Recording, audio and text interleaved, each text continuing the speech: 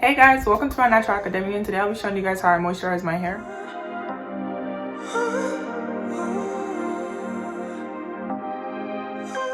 For today's video, I'll be using the TGIN Daily Moisturizer, and I'll be using the Camille Rose Curl Maker. I'll be sure to link these down in the description box if you're interested in any of these products.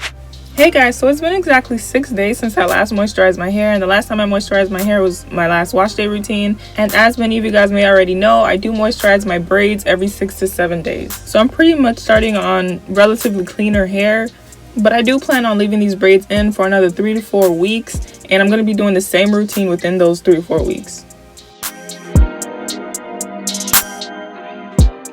So whenever I'm moisturizing my hair, I always start off by finger detangling. I feel like this really helps to elongate my strands as well as keeping them from tangling with one another.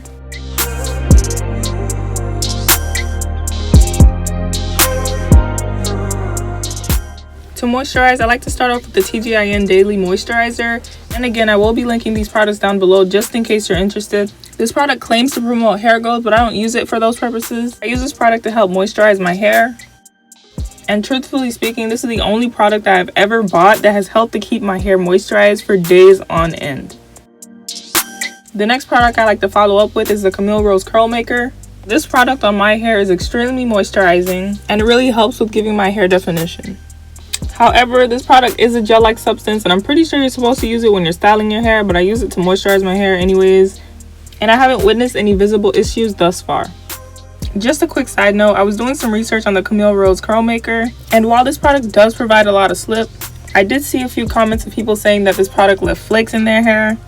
And of those comments, a few of those people said that they had lower porosity hair, and I'm not exactly sure as to why this is happening to some people, but that has never been the case for me or the person that recommended me this product. I just wanted to let you guys know before deciding to purchase this product.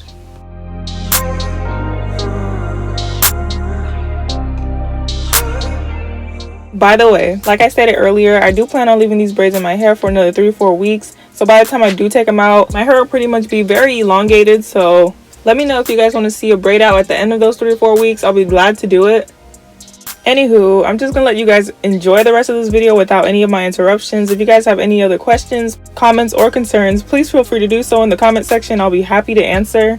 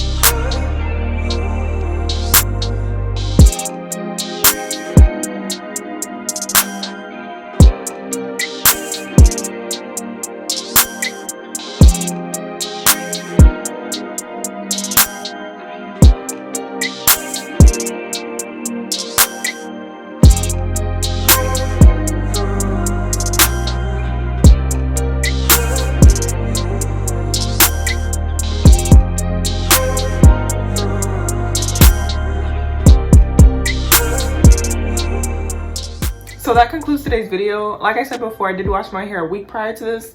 This is how much hair came out of my head today.